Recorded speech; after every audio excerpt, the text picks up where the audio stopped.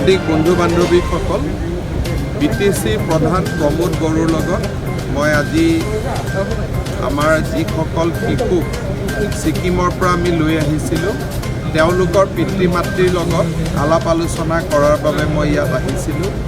কি কাৰণত তেওঁলোকে শিশুকেইটাক ঘৰৰ পৰা যাব দিছিলে বা কি প্ৰলোভনৰ তেওঁলোক চিকাৰ হৈছিলে গোটেই কথাখিনি দেউতাক মাকসকলৰ লগত মই আলাপ আলোচনা কৰিলোঁ। এটা কথা স্পষ্ট যে ভূটানত লকডাউন হৈ থকাৰ কাৰণে এই গোটেই গাঁওকেইখন ভূটানৰ ওপৰত বহুত ডিপেণ্ডেণ্ট আছিলে। তাৰ কাৰণে আৰ্থিক দুৰৱস্থাত তেওঁলোকে ভুগি আছিলে আৰু তাৰ সুবিধা লৈয়ে কৃষ্ণা যোগীয়ে এই সন্তানকেইটাক ছিকিমলৈকে লৈ গৈছিল। এই 42টা সন্তানৰ গোটেইকেইজনৰ পিতৃ মাতৃক আমি তৎকালীনভাৱে অৰুণোদয় আঁচনি আমি দিয়াৰ বাবে সিদ্ধান্ত লৈছোঁ। দ্বিতীয়তে সেই গোটেই গাঁওখনৰ ইকনমিক অৱস্থাটো কেনেকৈ ভাল কৰিব পাৰি তাৰ কাৰণে মই জিলা উপায়ুক্ত আৰু বিটিচিক অনুৰোধ কৰিছোঁ যে এটা ইকনমিক এক্টিভিটি আমি কেনেকুৱা কৰিব পাৰোঁ, তাতে গাই গৰু পালন কৰিব পাৰোঁ, স্কিলৰ ট্ৰেইনিং কৰিব পাৰোঁ বা আন কি কৰিব পাৰোঁ তাৰ বিষয়ে মই এটা প্ৰজেক্ট 15 আগষ্টৰ আগতে দিব তেওঁলোকক কৈছোঁ।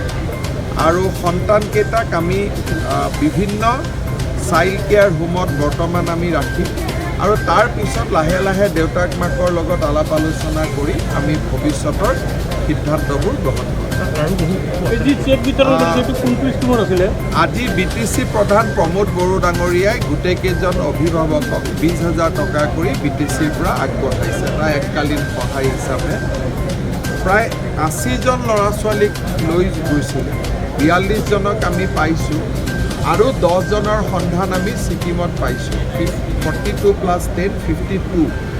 বাকী 80জনৰ এতিয়াও 28জন সন্ধানহীন হৈ আছে, তেওঁক আমি বিচাৰিব খুজিছোঁ। অৱশ্যে ইয়াৰ মাজত 2-3টা পৰিয়াল আছে যোনে দেউতাক মাকো ছিকিমলৈকে উঠি গৈছে, অৰ্থাৎ তেওঁলোকে ছিকিমতে থাকি যি নহওক দেউতাক মাকৰ লগত থাকিলে আমাৰ ক'বলগীয়া একো কথা নাই। গতিকে 2-এটা পৰিয়াল তেনেকুৱাও আছে। আজি আপোনালোকে জানে যে আজিৰ দিনটো হ'ল এণ্টি হিউমেন ট্ৰেফিকিং ডে। গতিকে আজিৰ দিনটোতে আমি সকলো অসমবাসী ৰাইজক অনুৰোধ কৰিছোঁ যাতে এই ধৰণৰ য'ত যি ঘটনা হৈ আছে আপোনালোকে যাতে চৰকাৰক খবৰ দিয়ে আৰু আমি যাতে উপযুক্ত ব্যৱস্থা লৈ আমাৰ ছোৱালী আমাৰ সন্তান কোনো যাতে হিউমেন ট্ৰেফিকিঙৰ চিকাৰ নহয় তাৰ বাবে মই অনুৰোধ জনাম আৰু অসম চৰকাৰে আমি যিমানখিনি এই দিশত কৰিব পাৰোঁ আমি কৰিম।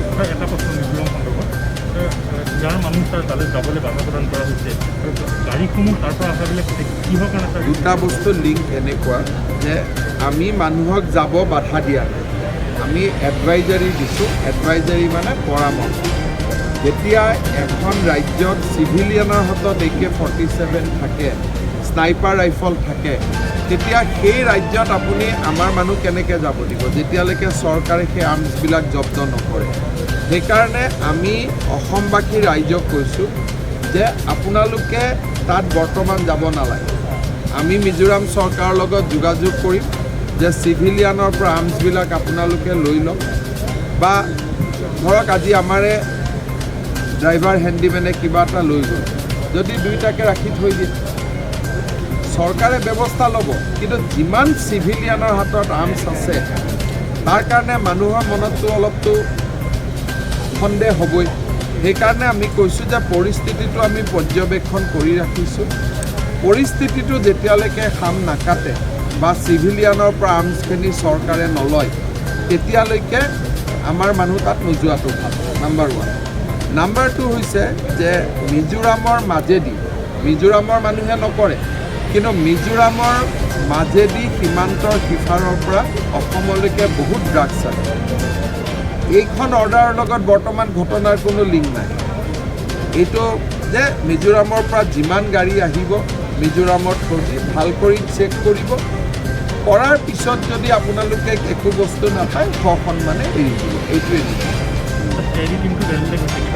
আমি ডেফিনেটলি নটিচ চাৰ্ভ কৰিম তেওঁক যে আপোনালোকে আহি পেলাই আপুনি ইনভেষ্টিগেশ্যনৰ বাবে থানাত আপুনি আহি হাজিৰ হওক গতিকে CID টিমটোৱে MP গৰাকীক লগ কৰি নটিচ দিলে। এটা গেলাৰী বনোৱাৰ কথা কৈছে। গেলাৰী বনোৱা হৈছে, যিখিনি চিভিলিয়ানৰ হাতত আৰ্মছ আছিলে সেই গোটেইখিনি আমি ফটো কেপচাৰ কৰিছোঁ।